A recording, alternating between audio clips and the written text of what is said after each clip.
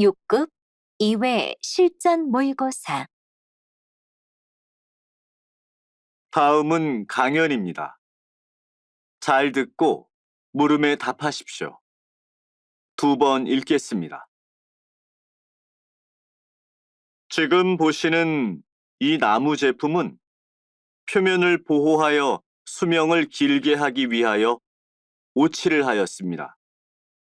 옷은 온나무에서 뽑아낸 수액을 말하는데요. 천연 염료인 옷은 항균 기능과 살충력이 있어서 벌레로부터 목제품을 지켜줍니다. 또한 습기를 제거하는 기능이 있어서 가구가 뒤틀리거나 곰팡이가 피는 것을 막아줍니다.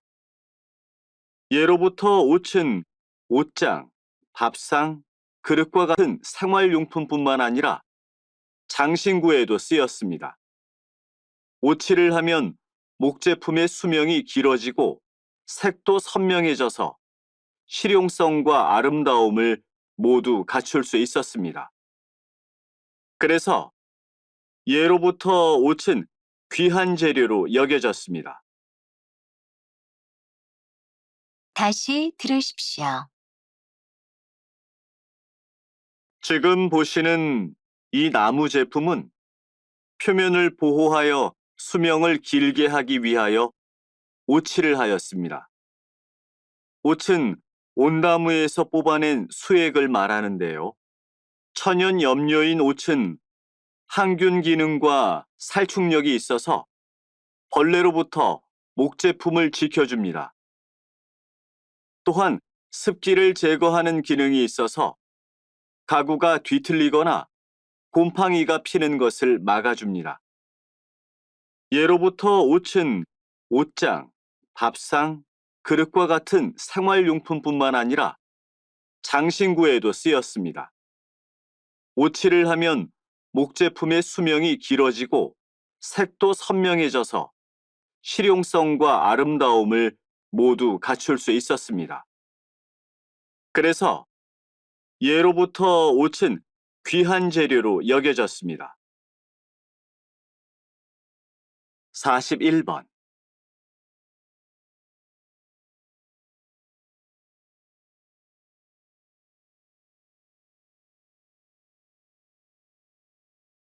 (42번)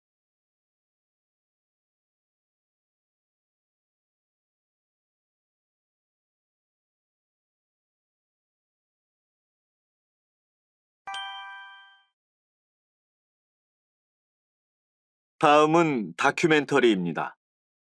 잘 듣고 물음에 답하십시오. 2번 읽겠습니다. 큰 고래 한 마리가 분수를 뿜으며 헤엄치고 있다. 이 고래는 수컷인데 몸 길이는 10m, 몸무게는 40톤 정도가 된다. 고래는 머리 부분이 몸 길이의 3분의 1을 차지하고 분수 구멍이 머리 앞쪽에 나 있다.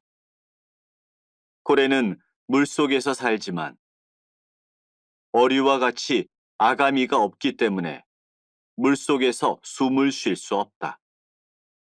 그래서 규칙적으로 수면 위로 올라온 후 분수 구멍을 통해 허파호흡을 한다. 그런데 고래는 잠을 어떻게 잘까? 고래는 잠을 잘 때 분수 구멍을 수면 위로 내놓고 천천히 움직이면서 잔다. 한편 고래의 뇌파를 분석해 본 결과 왼쪽 뇌와 오른쪽 뇌가 교대로 자는 것을 확인할 수 있었다.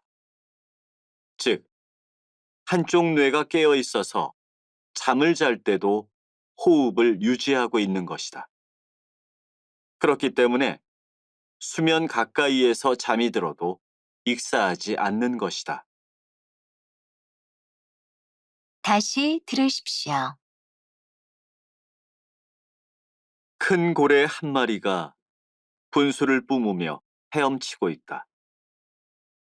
이 고래는 수컷인데 몸 길이는 10m, 몸무게는 40톤 정도가 된다. 고래는 머리 부분이 몸 길이의 3분의 1을 차지하고 분수 구멍이 머리 앞쪽에 나 있다. 고래는 물속에서 살지만 어류와 같이 아가미가 없기 때문에 물속에서 숨을 쉴 수 없다. 그래서 규칙적으로 수면 위로 올라온 후 분수 구멍을 통해 허파 호흡을 한다. 그런데 고래는 잠을 어떻게 잘까? 고래는 잠을 잘 때 분수 구멍을 수면 위로 내놓고 천천히 움직이면서 잔다. 한편 고래의 뇌파를 분석해 본 결과 왼쪽 뇌와 오른쪽 뇌가 교대로 자는 것을 확인할 수 있었다. 즉, 한쪽 뇌가 깨어 있어서 잠을 잘 때도 호흡을 유지하고 있는 것이다. 그렇기 때문에 수면 가까이에서 잠이 들어도 익사하지 않는 것이다. 43번.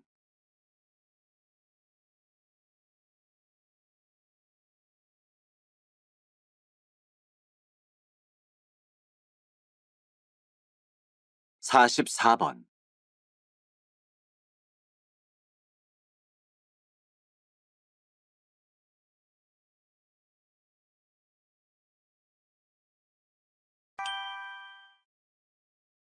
다음은 강연입니다. 잘 듣고 물음에 답하십시오. 2번 읽겠습니다. 많은 사람들은 전화라고 하면 알렉산더 벨을 가장 먼저 떠올립니다. 하지만 전화를 최초로 발명한 사람은 독일의 교사였던 필립 라이스였습니다. 벨은 전화에 대한 특허를 제일 먼저 신청한 사람인데요. 그렇다면 벨이 전화를 발명한 사람으로 기억되고 전화 사업에 성공할 수 있었던 이유는 무엇일까요? 사실 벨이 특허권자로 인정받게 된 것은 전화의 대중화를 위한 노력 덕분입니다. 벨이 전화에 대한 특허를 신청했을 당시 대부분의 사람들은 전화의 실용성이나 상업적 가치에 대해 별로 중요하게 생각하지 않았습니다. 반면에 벨은 전화기가 통신 수단으로 사용될 수 있을 것으로 확신하고 대중화를 위해 노력했지요. 이러한 사실을 통해 우리는 성공을 위해서는 최초 발명보다도 대중화를 위한 노력이 중요하다는 것을 알 수 있습니다. 다시 들으십시오. 많은 사람들은 전화라고 하면 알렉산더 벨을 가장 먼저 떠올립니다.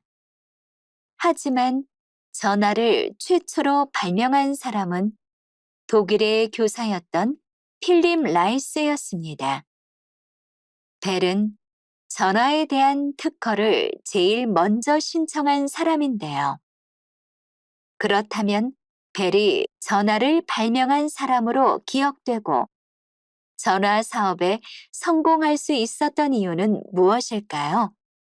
사실 벨이 특허권자로 인정받게 된 것은 전화의 대중화를 위한 노력 덕분입니다. 벨이 전화에 대한 특허를 신청했을 당시 대부분의 사람들은 전화의 실용성이나 상업적 가치에 대해 별로 중요하게 생각하지 않았습니다. 반면에 벨은 전화기가 통신 수단으로 사용될 수 있을 것으로 확신하고 대중화를 위해 노력했지요. 이러한 사실을 통해 우리는 성공을 위해서는 최초 발명보다도 대중화를 위한 노력이 중요하다는 것을 알 수 있습니다. 45번.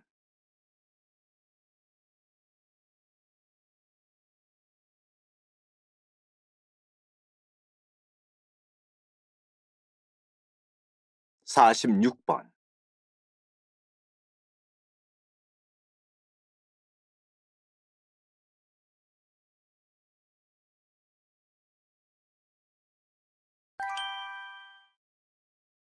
다음은 대담입니다. 잘 듣고 물음에 답하십시오. 두 번 읽겠습니다.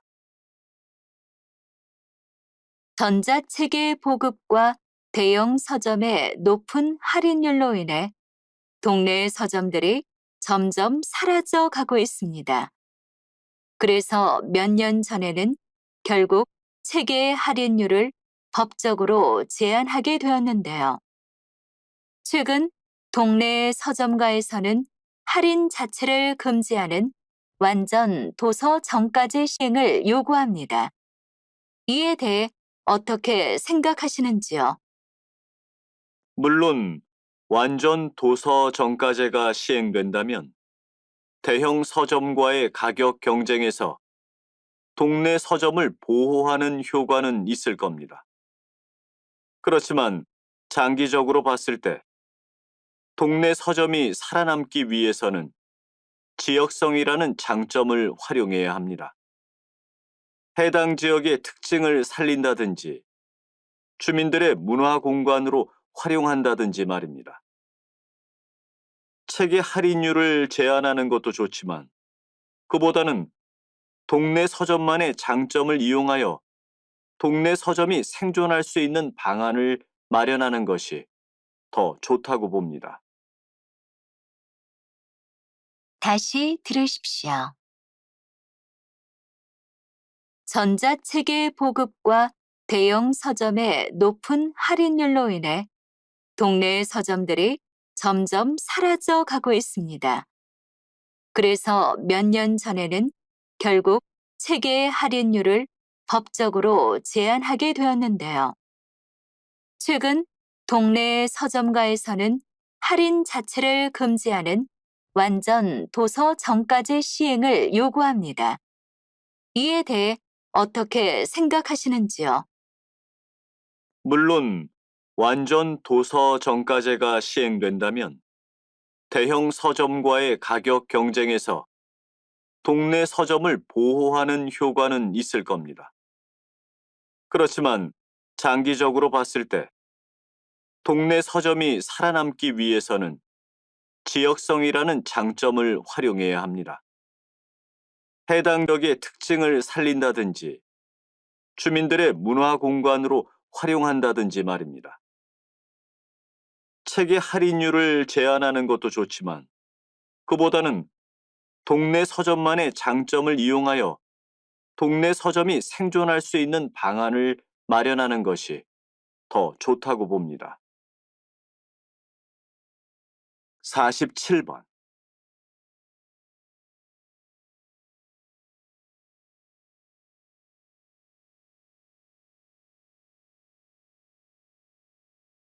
사십팔 번.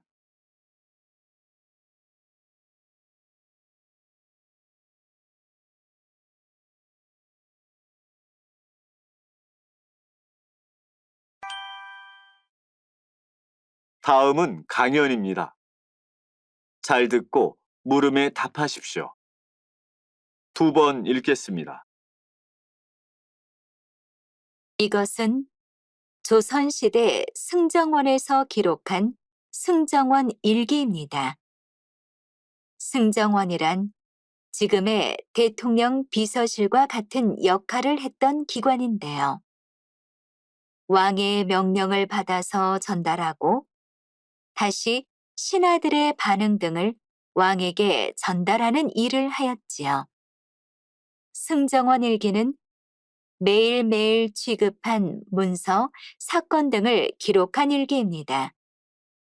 이 일기의 특징은 매우 객관적으로 있는 그대로의 사실을 옮겨 적었다는 것입니다.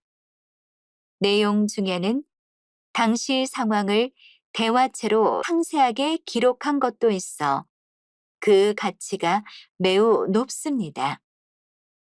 이외에도 그날의 날씨, 당시 주변국의 정세 등이 상세하게 적혀 있습니다. 승정원 일기는 단순한 일기가 아닌 조선시대 기후 연구, 주변 국가의 역사 연구에도 중요한 사료로서 가치가 뛰어납니다. 다시 들으십시오. 이것은 조선시대 승정원에서 기록한 승정원 일기입니다. 승정원이란 지금의 대통령 비서실과 같은 역할을 했던 기관인데요. 왕의 명령을 받아서 전달하고 다시 신하들의 반응 등을 왕에게 전달하는 일을 하였지요. 승정원 일기는 매일매일 취급한 문서, 사건 등을 기록한 일기입니다. 이 일기의 특징은 매우 객관적으로 있는 그대로의 사실을 옮겨 적었다는 것입니다. 내용 중에는 당시 상황을 대화체로 상세하게 기록한 것도 있어 그 가치가 매우 높습니다. 이외에도 그날의 날씨, 당시 주변국의 정세 등이 상세하게 적혀 있습니다. 승정원 일기는 단순한 일기가 아닌 조선시대 기후 연구, 주변 국가의 역사 연구에도 중요한 사료로서 가치가 뛰어납니다. 49번.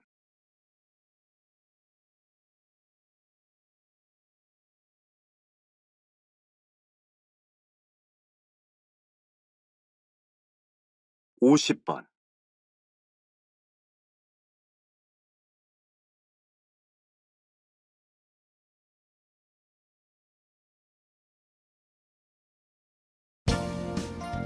수고하셨습니다. 듣기 시험이 끝났습니다.